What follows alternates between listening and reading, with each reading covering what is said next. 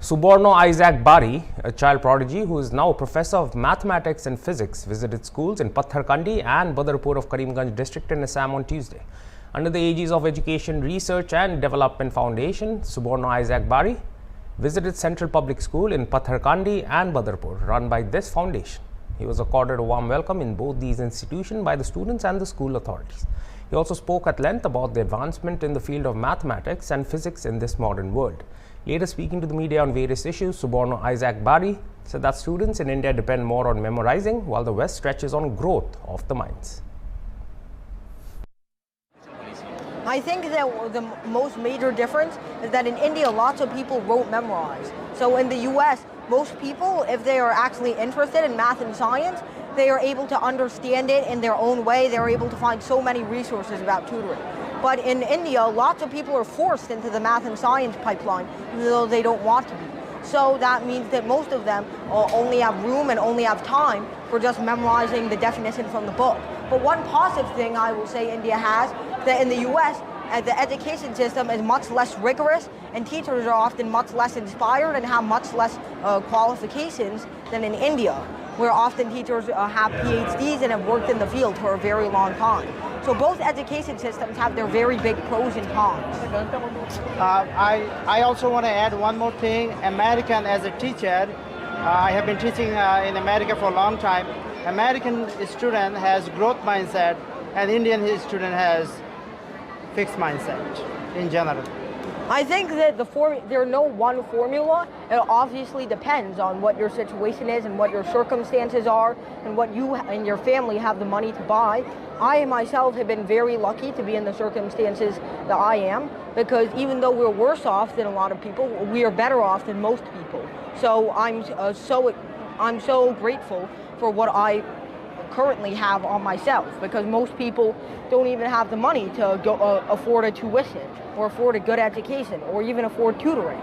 So I think that the recipe to success is different for every person, but if you have the same amount of resources as I've had, then I think that the most consistent strategy is just to always seek help at every step of the way, because you know you can never do anything big all by yourself. No matter how big or how strong you are, it always takes the contributions of someone else in part to succeed. So that's why I think it takes lots of help and lots of teaching in order to get where I am today.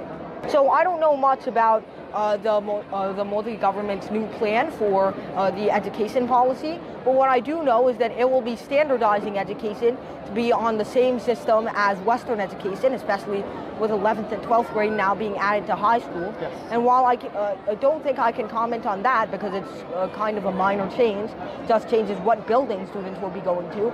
If there were any changes in the curriculum to make it more flexible, I think that would be highly needed by many students. So first off, I don't think it was PhD level. It was simply about the periodic table. And second of all, it was when I was 2 years old, which was more than a decade ago. So I cannot remember the question, of course, and the records of it I can't find on the Voice of America channel where it was recorded. So, of course, I cannot remember that question on me right now, but surely there's probably an archive of it somewhere on our own channel, Bari Science Lab, which you should visit and subscribe to. I think that it's always important to actually understand everything behind math and science instead of just memorizing it, because your PhD and your future in math and science requires creativity, because a PhD requires discovery of at least one new thing. No matter how small it is, has to be something no one has thought of before. So any robotic format is not going to work. You have to actually understand what you're working with and be creative enough, have the creative thinking to utilize and apply those things in order to actually make a new discovery. That's what I think our new generation needs. I think that the present situation for younger students and their perspective on math and science is very, very bad. Most of them hate science, most of them say they're bad at math and science, most of them say it's for nerds and that's why they don't do it. They just feel like in some way math and science education is not helping them in one way or another. And that's why I think we need to not only reform our education, but for the time being a practical solution to seek help from other sources.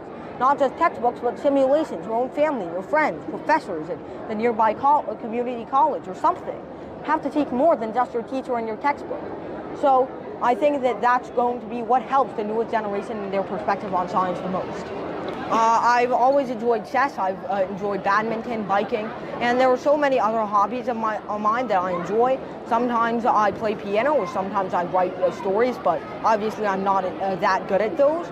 And of course, I enjoy video games as any other normal kid does. And for the most part, at home, my life is almost like a normal kid, except that at the end of the day, I have to make videos and finish my college homework. But apart from that, I feel that I'm not missing out on anything a normal kid would be missing out on.